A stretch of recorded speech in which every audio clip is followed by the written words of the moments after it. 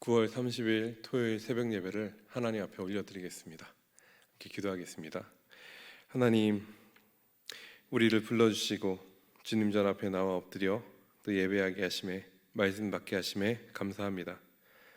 말씀 받는 가운데 순종의 은혜만 남게 하여 주시옵소서.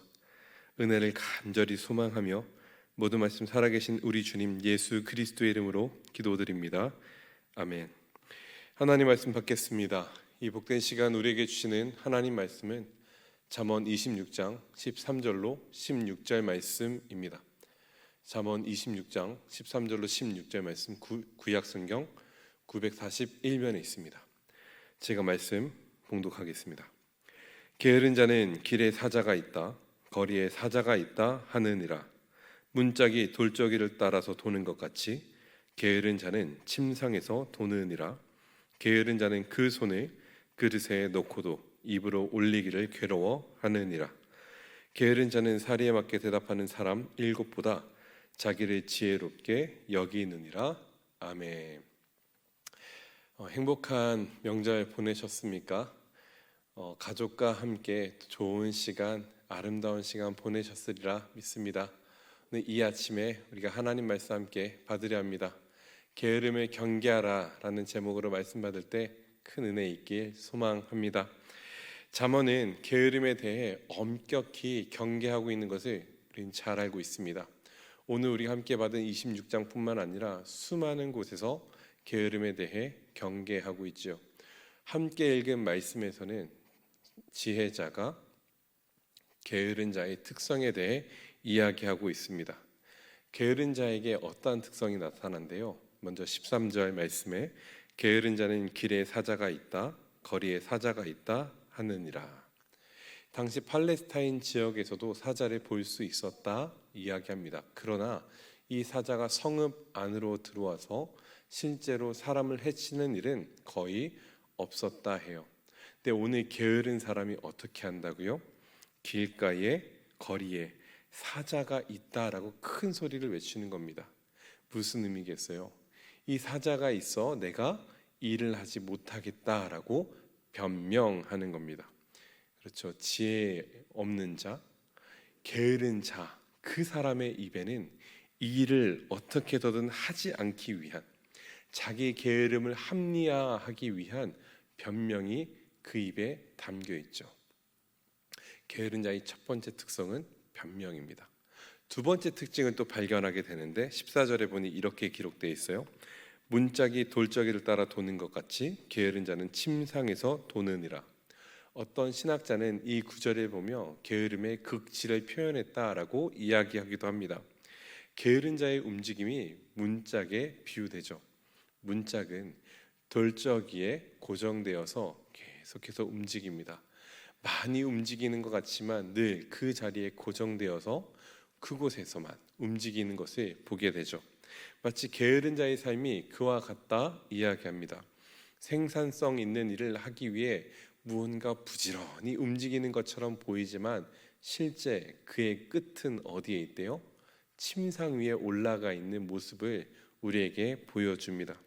움직이지 않는 것으로 그의 삶을 완성하는 것을 발견하게 되죠. 그저 침대에만 뒹굴러 있네요.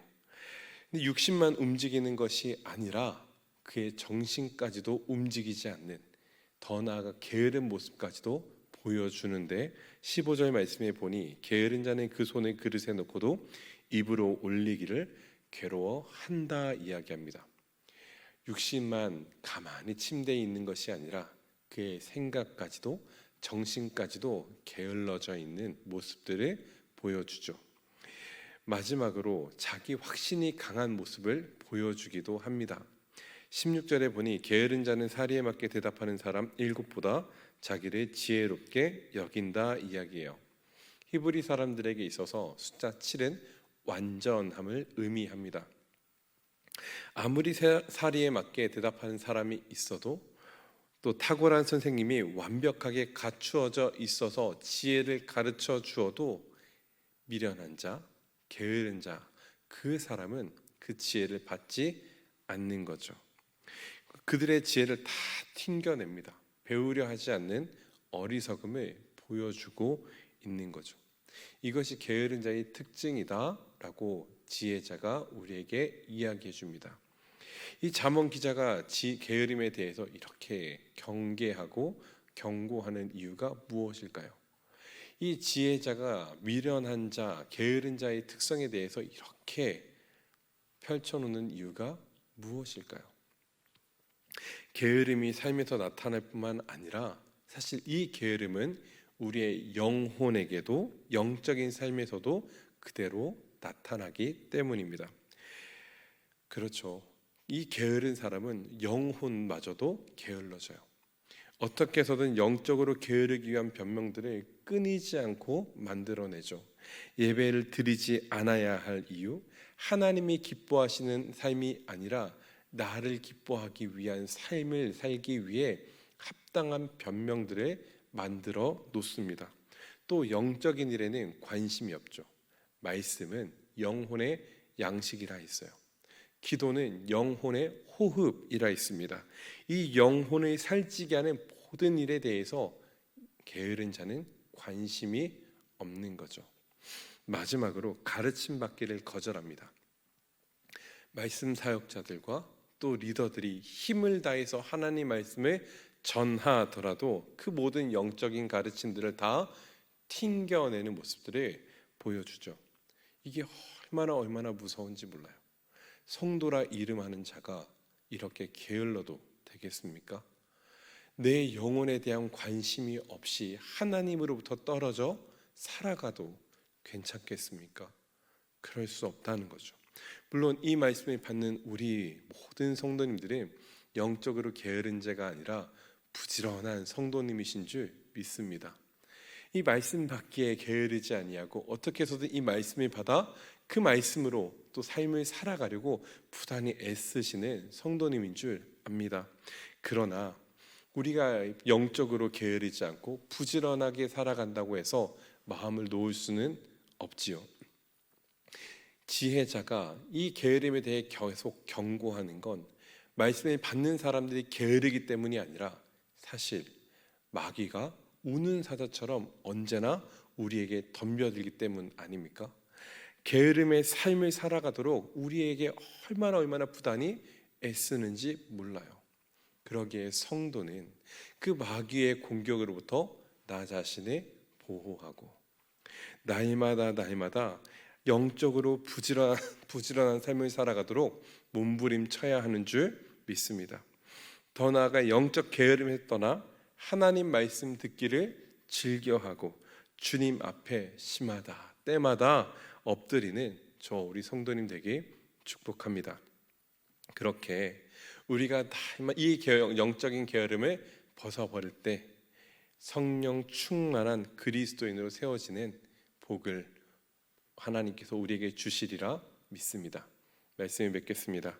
말씀의 제목처럼 성도는 늘 게으름을 경계해야 합니다.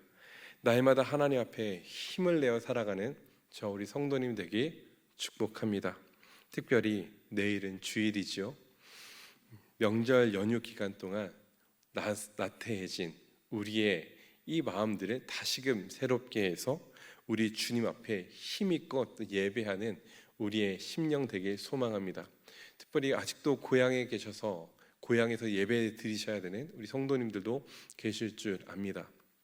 그때 어디에 있든 주님 말씀으로 이 영혼을 새롭게 하고 성령으로 충만하게 되는 우리 모든 성도님 되기 축복합니다. 기도하겠습니다. 하나님, 추석 연휴 동안 우리를 지켜주시고 보호하여 주신 은혜 감사드립니다. 날마다 오고 가는 길 안전하게 지켜주시고 주님 평강 가운데 거하게 하여 주옵소서. 우리를 통해 하나님 나라 확장되게 하시고 우리를 통해 하나님의 사랑만 가득해지는 가정 되게 하여 주옵소서. 특별히 받은 말씀처럼 게으름을 떨쳐버리고 우리의 영혼을 위하여 날마다 몸부림치며 하나님 기뻐하시는 자녀로 성도로 백성으로 세워지는 모든 성도님 되게 하여 주옵소서. 주의 은혜를 간절히 소망하며 모든 말씀 살아계신 우리 주님 예수 그리스도의 이름으로 기도드립니다. 아멘.